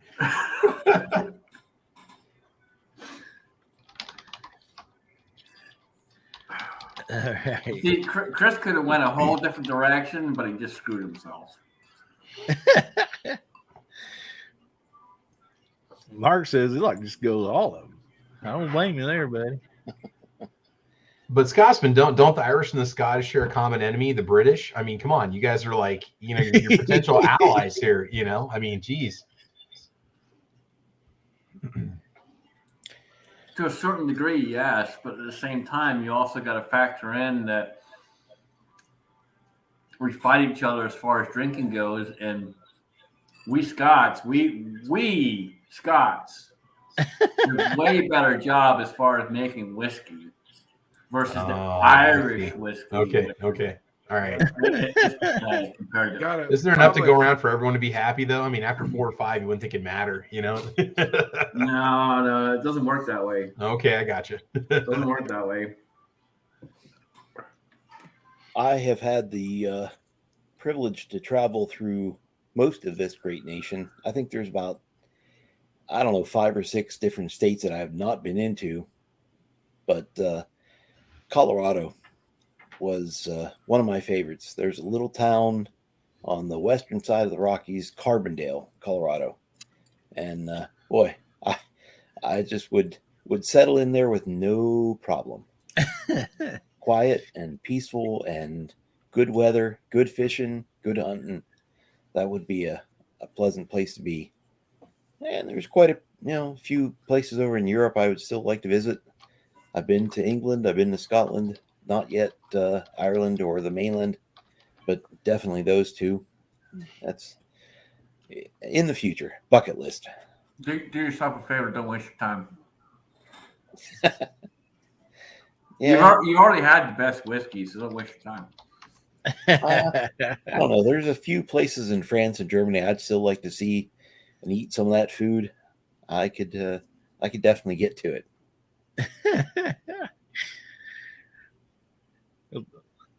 Yeah, I've been fortunate to spend some time in Colorado for longer stretches, working out there and stuff. Some beautiful country out there. We went up to a town there in the mountains. I think it's called Leadville. One of the high populations there.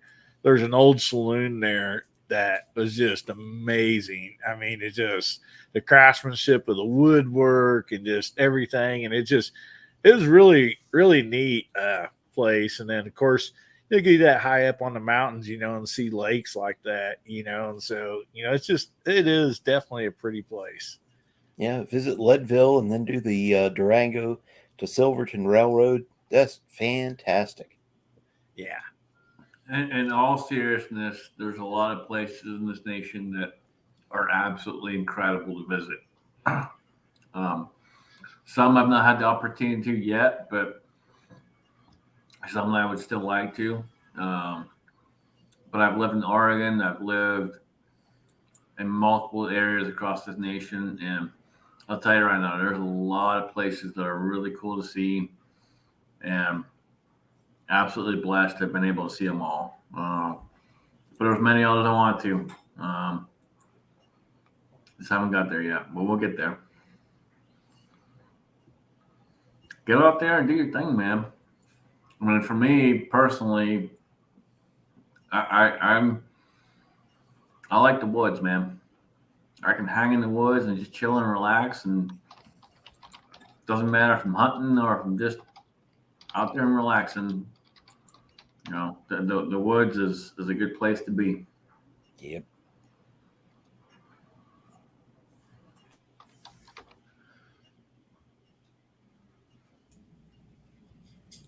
All righty. So we'll just go on across that way. Pat, what do you got, buddy? Well, hopefully Would y'all. would it be a bunker in the mountains, or a bunker on the beach, or NORAD, Well, you know, SAC. Yeah, I'm up in Cheyenne Mountain right now, just in case you couldn't tell. Hopefully, y'all can still hear me. I had to switch to ear devices. Hello. Yeah, we can hear you, buddy. Okay. All right. Just make sure. I had to switch devices. Honestly, me and there's a guy that looks exactly like me, which is freaky enough because there's one of me. I'm an identical twin. And one of the things that I would love to do is chop her in to a bush spot in the Canadian forest and just get dropped off. We've got 1 week of supplies. We've got our hunting rifles, our backpacks, and we just go straight into the bush. And wherever we're on a river or a creek or whatever, I would love to go in there, set up a base camp, fish, hunt, and do anything we wanted to for a week. Whether there's black bears or brown bears, doesn't matter. That would be an adventure to me, and just chop her straight into the unknown, into the Canadian bush. That would be awesome. That would be really cool. I was too young; they wouldn't let me go. I think I was around 12, but my dad and some of his friends, they actually got to go to Canada, and there was like basically a camp there, but it was like in the middle of nowhere. And they did provide like the fishing rods, and stuff for them, while they were there.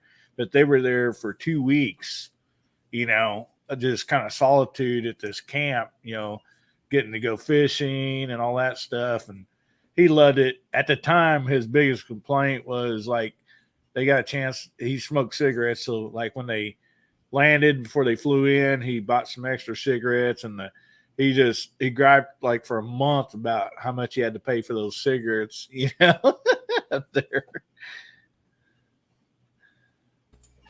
No, that'd be my number one problem is just getting a enough skull to go in there and There you go. you know the problem, Hillbilly. Yeah, it's only $32 a can up there. You're smuggling cans of it like Pringles, You're Yep, stacking exactly. up like 12 cans in a Well, Tim, It's a habit. Tim, where would you like to go, buddy? I always said that I wanted to go to Knob Creek, but I understand they've closed that down now during the shoot. But I kind of like GGW's Sands or go to Dragonman's place. I hear that's pretty cool. Yeah. Honestly, maybe, if you're talking Europe or someplace like that, I'd like to go to Germany. I've always heard, I've had friends that went there and they said it was beautiful up there. Really cool to visit. So I'd probably do that. Yeah. Does sound like a pretty cool place.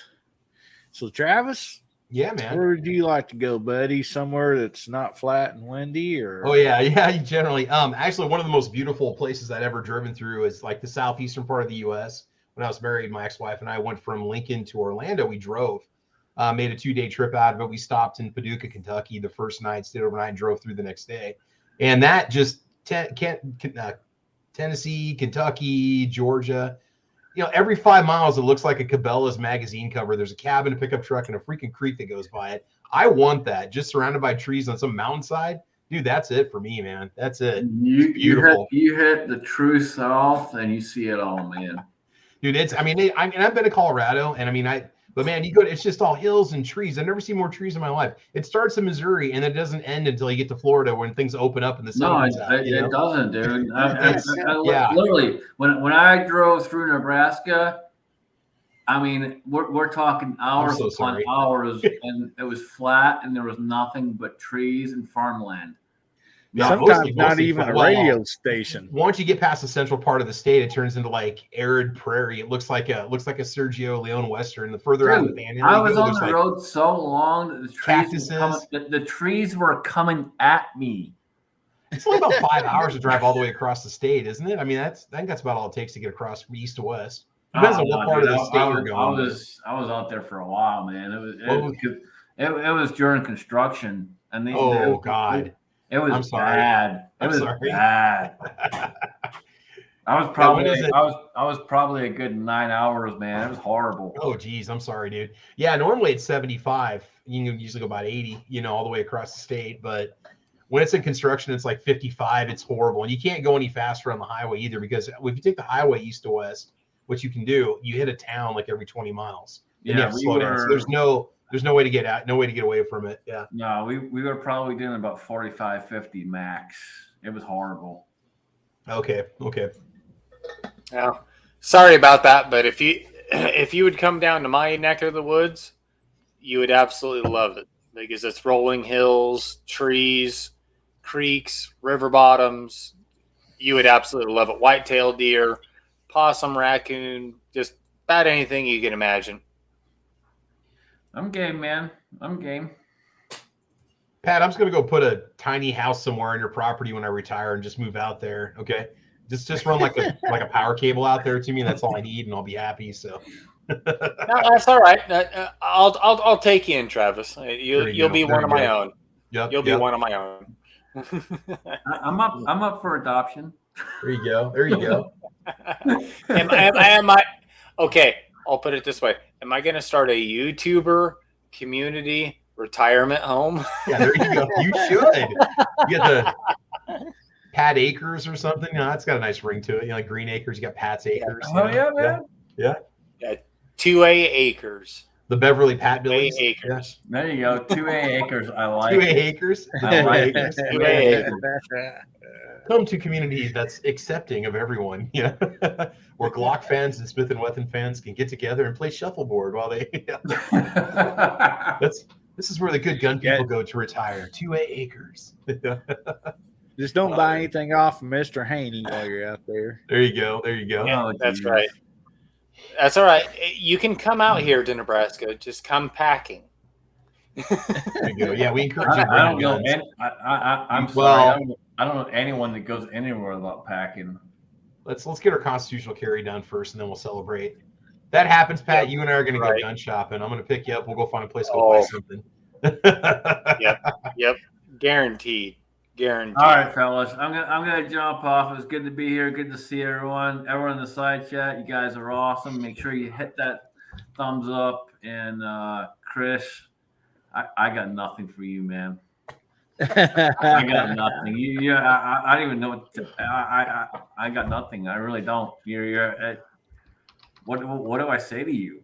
I mean, come on, like, dude. I don't know. I know. I don't know either. I still love you, brother. Scotsman, I want to thank you so much for jumping on tonight. I really appreciate you. I had a blast. You want to go ahead and plug anything before you take off here? Absolutely, man. No, I appreciate being here, brother. It's awesome to be here. I'm glad I could jump in and hang out with you. I hope you can join me tomorrow night. I'd love to have you on. And I hope a few others can jump on with us too and hang out. But guys, check us out tomorrow night, Sunday night, Foreign Domestic, 7:00 Eastern. Myself, Alan B. Pro, and a bunch of awesome people will be there hanging out, talking guns, gear, and reloading, and we'll probably be drinking because I'm off tomorrow. So yeah, we'll be hanging out and doing what we do, and should be a fun time. On top of that, the only other thing I got is if you guys know Willie, Willie's wife, unfortunately lost her husband here not too long ago. Not her husband, sorry, her father, not too long ago in the last couple of weeks. So not only did she lose Willie, she just lost her father. And unfortunately, her father lived a couple states away. And she is working on trying to get out there to give him a proper burial. And it has a GoFundMe going for that. And I will share that in tomorrow night's chat. So if you guys can help out with that, please do so. There's no giveaway. There's no, big thing we're doing. I'm just sharing the link. But that will be in tomorrow night's chat and it'll be in the description. So if you guys can do so, please go over and help her out. So that she can give her father a proper burial. All right, Cool. Scotsman, thanks for sharing that, buddy. Yep, And we'll definitely be absolutely. able to watching the channel tomorrow, and it's a great time. I really enjoy it, and like I said, I appreciate you jumping on tonight, and looking forward to your show tomorrow night, buddy. I appreciate it, brother. We'll see you tomorrow. Take it easy. All right. Scotsman. We'll Later, see you, man. bud. Take All care. right. Good night. Later, all. Chris, yeah, I don't know. I got a middle finger for you. Well, all right. We'll figure something out next time I see you. I'll try and fix you. I'll try and correct you. We got all summer. You can try to fix me, Scotsman. We'll work on it. We'll work on it. All right, later, guys. All right, we'll see you, Yeah. buddy. Night, Scotsman. Peace. All right. Old Well- Scotsman. I'll tell you what. I've had the pleasure of getting to meet him in person, and that is one cool dude right there. Yeah, I'd like to meet him. I really enjoy his show and his videos and everything. And if there's anybody on here that's not subscribed to Scotsman or Chris, Mark, Travis, Tim, everybody, just make sure you check out their channels, subscribe to them. It's a lot of great content out there, guys. So anyway, Chris, what do you got coming up? I know you're going to be busy. Busier, I'm one-arm paper hanger, but flying out to SHOT Show tomorrow. It's gonna be my first one, and I'm excited, nervous, got all kinds of stuff going on in my head right now. But I'm gonna try to put out some really good video, and hopefully everything works out as planned. And I'm excited to meet back up with a lot of the guys that I got to meet at Wanamaker, and I'm excited to meet a lot of the people in person that I've been hanging out on chats and panels with, and really looking forward to it. So other than what I got coming up, that's really it. I don't think I have my next live stream until the 25th will be my next live show, and hopefully when I get back, I'll be able to get back on with Travis on Saturday morning. And I appreciate the invite, Hillbilly. It's a great time tonight. So thank you very much. well, thank you, Chris. And yeah, I'm looking forward when you get back. The Wednesday night live chat, it's always a blast to be on and stuff. So anyway, man, you have fun out there in the SHOT Show. And like I said, you or anybody else that's going, if you're too busy, anytime if you guys want to do a live or something, we'll link it up and do it. It'll be a lot of fun. Maybe get some updates from you guys. So, all right, Mark, what you got coming on, buddy? I don't have anything special coming up. I'm just doing my thing. Whatever happens to get posted, gets posted. Chris, I hope you have a real good trip out there in Vegas. Looking forward to that content. Looking forward to some of the folks you're going to meet up with. And hoping to see you when you get out here into Western Pennsylvania or Eastern Pennsylvania to the great outdoor show. Yeah, I'm looking forward to that. I'm going to book my hotel as soon as I get back. So Awesome. Yeah, that's going to be fun too. I'm going to meet up with Rich White and I believe New York Preppers coming down to hang out with me all day. So that'll be a lot of fun. Looking forward to it.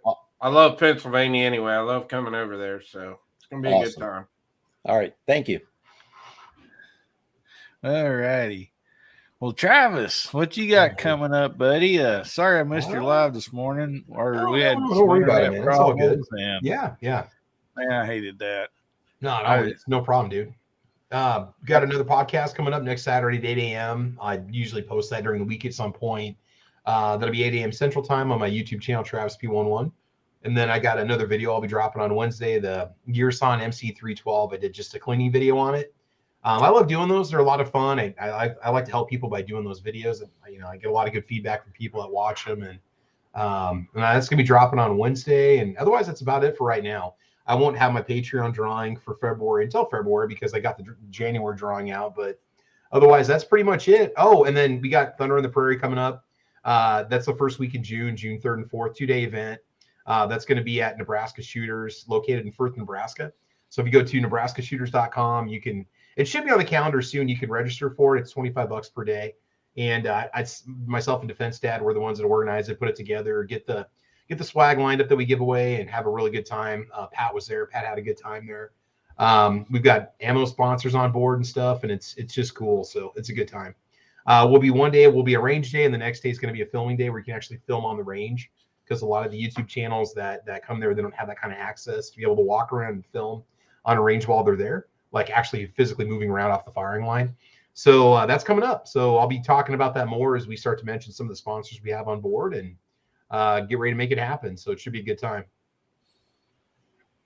All right. Yeah, sounds like a blast. Actually, I'm talking to my brother-in-law and sister, and I think they might be coming to Thunder on the Prairie. So. Oh wow! Cool. Yeah. Excellent. If they do, man, I'll mail them some swag to take out and stuff. So. Oh, awesome. Yeah. We should have that up there. They do have some lodging on site. It's a little bit limited, and I think there's like 6 or 7 rooms or something like that. But they got the full kitchenette, bathrooms, all that stuff. So you can stay there if you don't want to leave the range. You don't have to, which is really cool. It was a fun time. I got a video. If you type in Thunder on the Prairie and then Travis P11, the video will pop up, and you can see what we did. So just kind of a summary of some of the events and stuff. Now that we've done it once, we have an idea as to how to do it, better next time. So it was kind of a learning experience, but it was a good time. It was a lot of fun. All righty. Well, Tim, what you got going on, buddy? Anything exciting or anything you want to tell us about? Well, I really can't wait till see some of these videos from SHOT Show. That'll be cool. Just seeing the new stuff coming out, that's awesome. And thank you, Chris, for putting that out, and everybody else that does, man. It's good stuff. Seeing what's coming up. For me, I'll probably do some live chats whenever I can. Maybe some videos here coming up. Not too much really on the radar. Well, all righty. Well, Pat, what you got coming up, buddy? Well, actually got a lot of stuff coming up. If the internet allows it.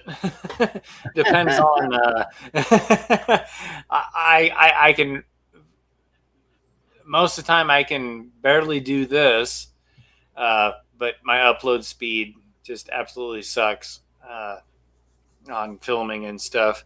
I got a lot of stuff in the bag right on the camera right here, but anyway, I filmed a lot of stuff with a Heritage Rough Rider today. Got a Mossberg 500.